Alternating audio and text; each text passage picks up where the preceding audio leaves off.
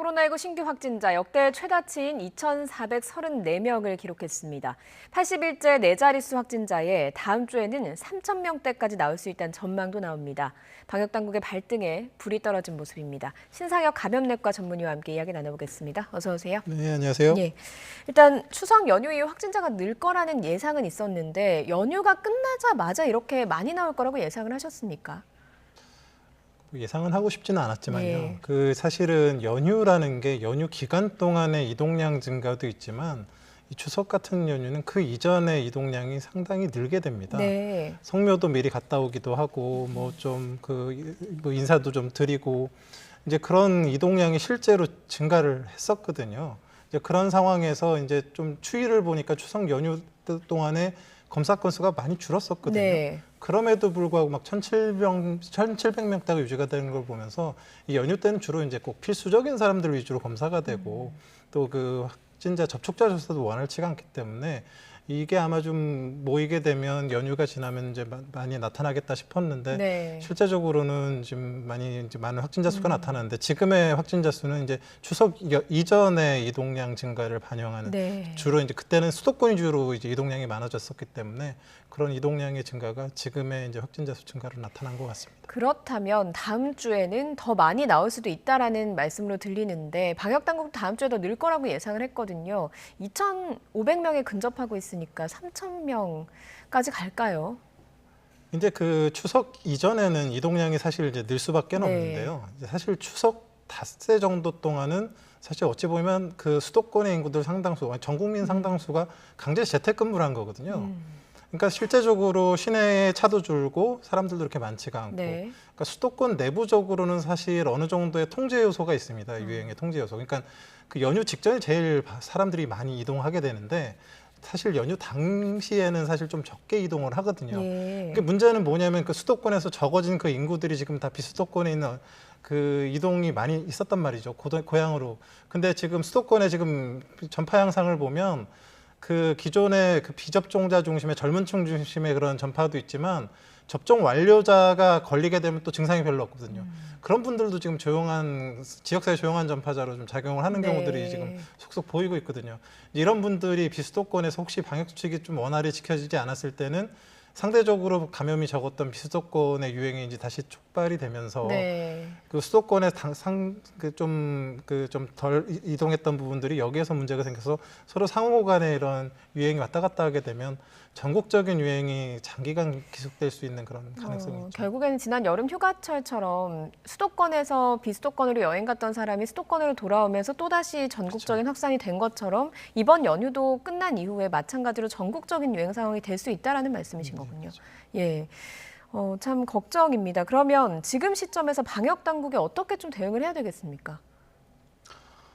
지금 일단 이게 확진자 수가 이렇게 3,000명대 가까이 생기게 된다 그러면 당장에 지금 이 생활치료센터 같이 예. 그 원래 있었던 의료기관이 아니라 새로 만들어서 관리를 해야 되는 그런 부분들의 관리가 굉장히 좀 어려워지기 시작합니다. 그래서 지금 이미 뭐 하고 있지만 이제 재택 치료 같은 이런 그 새로운 시스템을 만들지 않고도 기존의 환자들을 무증상이나 이제 그런 경미한 환자들을 좀 치료할 수 있는 그런 예. 좀 안전한 시스템을 좀 만들어야 될 것 같고요.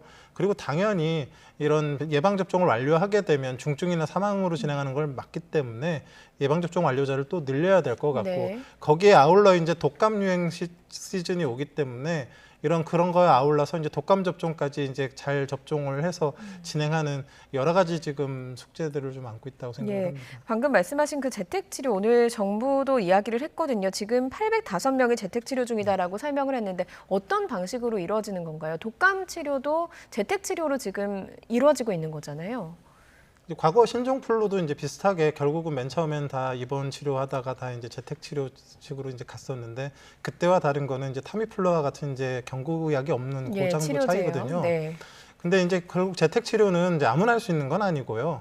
기본적으로 이제 지금 일단 방역 당국에서 이제 제시한 기준은 50세 미만이고 증상이 없거나 경미한 그런 사람들 중에서 네. 집에 독립적인 공간으로 침대와 이제 화장실이 있고 3인 이하 가구에 있어서 제한적으로 이제 시행을 하기로 한 거고요. 이제 그냥 시행하고 그냥 거기에 재택으로만 있는 게 아니라 하루에 2번 정도 이제 비대면 진료와 이런 연락을 통해 가지고 상태 확인을 해서 혹시라도 상태 변화가 있을 때는 좀 그 치료를 받을 수 있는 의료기관으로 이송하는 그런 체계를 만들고 있는데 장기적으로는 사실 필요할 수밖에 없거든요. 이게 그래서 이번 잘 그 시험적으로 시행하는 것들이 잘 실행이 돼서 네. 전국 단위로 좀 잘 만들어졌으면 좋겠습니다. 그런데 무증상이나 경증이다 갑자기 안 좋아지는 경우도 있는데 이렇게 재택 치료를 하게 되면 조금 더 위험한 상황이 오진 않을까 하는 우려도 있는 건 사실이거든요. 그래서 일단은 지금 뭐 기준이 약간은 좀 허술해 보이긴 하는데 일단 고령층에서 중증이나 사망으로 진행하는 경우가 훨씬 많고 무증상에서도 그런 경우들이 생기거든요. 그래서 네. 일단 50세 미만으로 제한을 한 것 같고요. 그리고 제가 보기에는 기본적으로 좀 기저질환이나 이런 게 있는 분들은 사실 그 재택 치료는 좀 위험하기 때문에 좀 그 기준을 좀 세밀하게 살펴서 그런 위험에 빠지지 않을 수 있는 최소한의 사람들이 일단 재택 치료에 들어갈 수 있게 이제 좀 세팅을 해야 될 것 같습니다. 지금 그 허술해 보인다라고 하신 지점은 어떤 지점입니까? 지금 그 재택 치료라는 게 말씀하신 대로 지금 그 처음에는 무증상이나 경증이지만 급격하게 악화되는 사람들이 있거든요. 근데 그렇게 급격하게 악화되는 사람들이 어느 정도 지금 이제 코로나19가 오래 지나왔기 때문에 네. 알려져 있거든요. 그래서 단순히 50세 이하가 아니라 거기에 이제 제가 말씀드린 건 추가적으로 기저질환이 있거나 이런 분들 같은 경우는 재택 치료를 치료할 게 아니고 네. 또 그 혹시라도 좀 관리가 또 미흡하게 되면 또 다른 사람에게 전파 가능성이 있지 않습니까? 네. 그래서 그런 부분들을 잘 살펴서 시행해야 된다라는 거고 예. 지금의 이제 그것들은 대략적인 가이드라인만 나와 있지만 실제적인 것들을 좀 세밀하게 좀 만들어야 될 것 같습니다. 예, 어쨌든 그런 방향으로 갈 수밖에 없다 보니까 점차 보완해 가면서 그 재택치료 방향으로 가야 된다는 말씀이셨던 것 같습니다. 그리고 소아청소년에 대해서도 백신 접종 기회를 주겠다. 다음 주에 구체적인 계획을 발표하겠다고 했는데 어제 방역당국이 나이가 어릴수록 감염될 확률이 낮고 설령 걸리더라도 중증이나 사망으로 가는 확률이 낮다. 이게 다른 좀 바이러스 감염병과는 좀 다른 차이점인 겁니까? 뭐 대표적으로 호기 감염병의 대표적인 게 이제 뭐 독감입니다. 독감 같은 경우는 소아와 고령층에서 확진자가 많이 나오고 피해도 큽니다. 네. 그런데 코로나19는 상대적으로 소아 청소년들은 증상이 거의 없고요. 고령층 위주로 지금 확진자와 중증 질환자가 나오고 있거든요. 그래서 이게 이제 다른 그 기존의 호흡기 감염병과는 좀 다른 특징을 갖고 있는데 뭐 왜 이런 그런 면역 관용이라고 하는데 이뮨 톨러런스라고 하는데 이런 걸 소아들이 갖고 있는지에 대해서는 뭐 연구가 더 필요할 것 같고요. 예. 그런데 이게 꼭 좋은 것만은 아닌 게 그 소아 청소년들이 걸렸을 때 사실 증상이 별로 네. 없기 때문에 초기 인지가 잘 되질 않습니다. 그래서 접종을 하지 않은 상태로 소아 청소년들이 계속 뭐 등교를 하거나 일상생활을 하거나 집에 있게 되면 사실 지역사회에 소리 없는 전파자가 될 가능성이 많고 네. 그 과정에서 혹시 접종을 하지 않은 좀 고위험군이 이제 감염되게 되면 또 위험에 빠질 수도 있고 그렇기 때문에 이런 부분들까지 아이들 자체는 좀 걸려도 안전하지만 그게 꼭 안전한 것만 지역사회 전체적으로 봐서는 그렇지도 않을 수 있기 때문에 네. 그런 부분들까지 살펴서 예방접종이나 아니면 그 방역 대책을 좀 고려를 해야 될 것 같습니다. 예, 알겠습니다. 그리고 그 위드 코로나와 관련해서 김부겸 총리가 방역이 안정적으로 관리되지 않으면 단계적인 일상 회복도 늦어질 수밖에 없다 이렇게 설명을 했습니다. 이 안정적인 관리라고 하는 기준이 좀 있을까요? 지금 사실 그 뭐 좀 외국의 예를 들어서 그렇지만 뭐 싱가포르 같은 경우는 인구가 한 570만 정도밖에 안 됩니다. 그런데 그 예방접종 완료율이 80%가 넘어가고 네. 지금 사회적 거리두기 수준이 우리나라와 그렇게 뭐 완화는 했다 그러지만 단계적으로 완화하고 있지만 크게 다르지가 않습니다. 그런데 뭐 확진자 수가 1,000명대를 넘어가거든요.